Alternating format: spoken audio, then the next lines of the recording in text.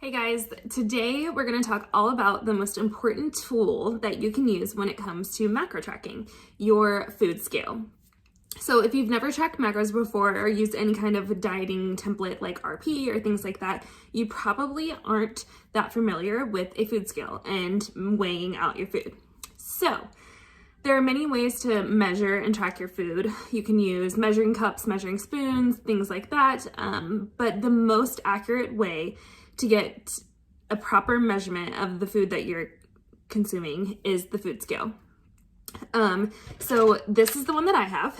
I think it was $12, $13 on Amazon. Works great, does the job.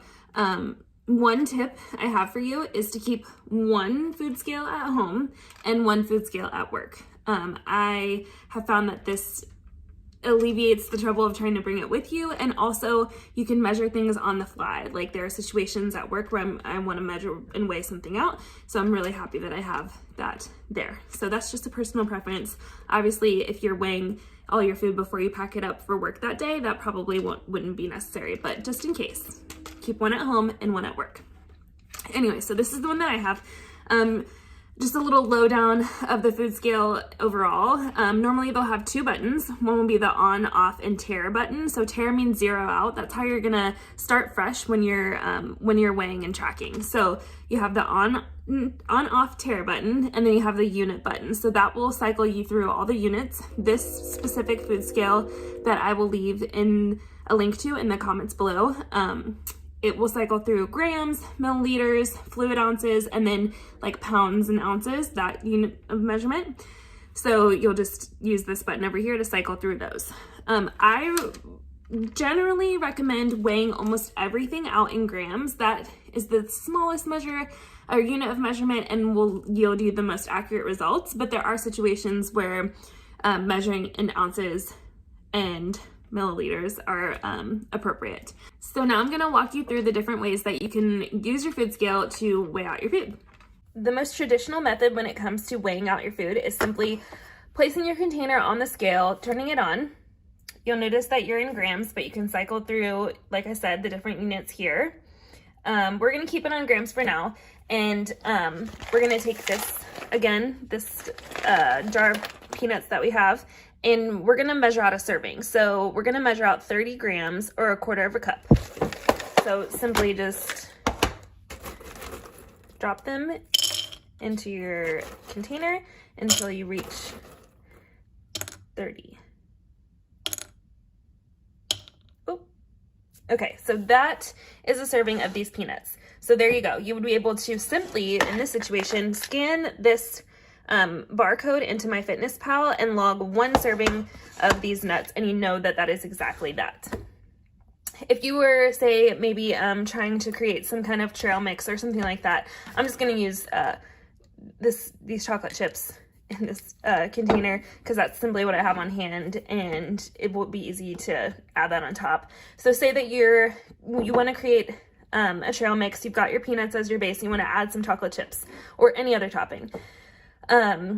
You would simply now just tear this out because you have the 30 grams of your peanuts, and then so you're at zero again, and then you would just add your chocolate chips, however many grams that you would want, and now you have your specific grams of chocolate chips that you can in turn log into MyFitnessPal. Another way to weigh out your food, I like to do this when I'm spooning things from like a large container into a separate bowl. This works well for like the Greek yogurt here, or peanut butter, or anything like that, condiments, all that stuff. You're gonna start with your container on the scale. It's not even on yet, and you're gonna turn it on, and you'll notice that it's at zero. What I'm going to do now is I'm going to spoon out from this larger container into my separate container, my bowl or whatever I'm using, and you'll notice that it's at negative 40 grams. And I know that a serving of this Greek yogurt is 170 grams. So I'm going to continue to scoop and spoon until we are at negative 170. That means we are removing 170 grams from this container, and that will be what's in your serving. But I just find it easier to do it this way and go the negative route rather than say like overfilling into your separate bowl and then having to scoop some out. You can just make sure from the get-go that you're spooning the adequate amount. So those are the basics when it comes to weighing out your food while macro tracking.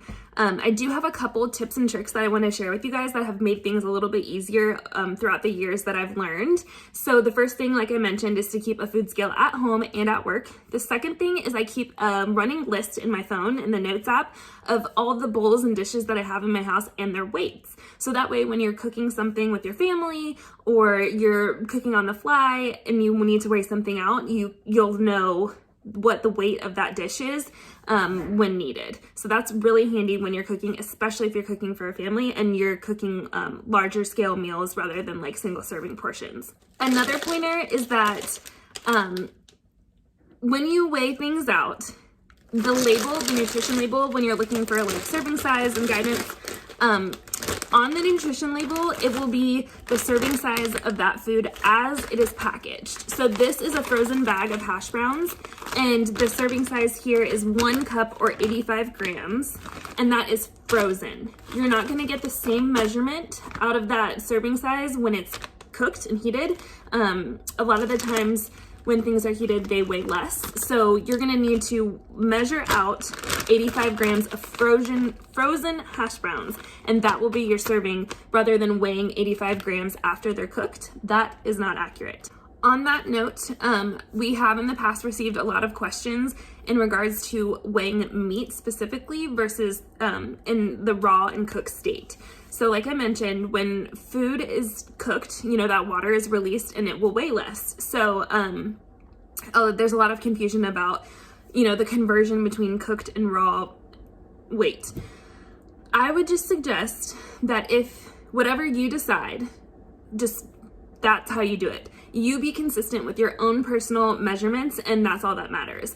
I know that when you are logging something in MyFitnessPal, there are options. If you type USDA boneless, skinless, cooked chicken breast, cooked, if you're weighing cooked, there are accurate measurements in there. That's personally what I use, so I don't have to worry about any math, any equation, and I oftentimes am cooking for my family, a large portion size, so it's just easier for me to weigh it out after it's cooked.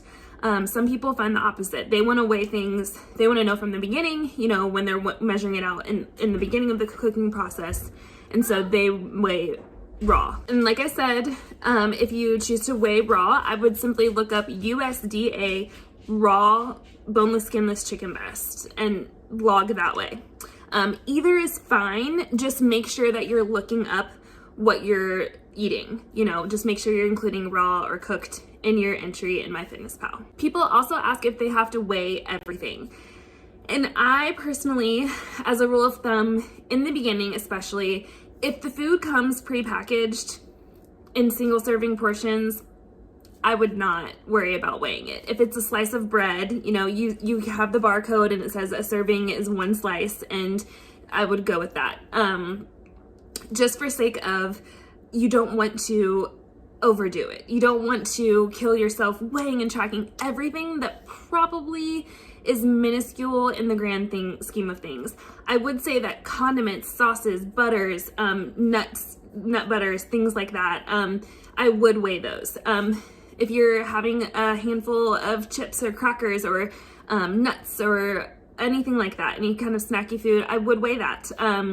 Those things add up quickly, and you can eyeball something and it's probably not going to be exactly what you thought it was. So especially in the beginning, I would say weigh as much as you can, but don't let it cripple you and convince you that you can't track macros or that it's too overwhelming.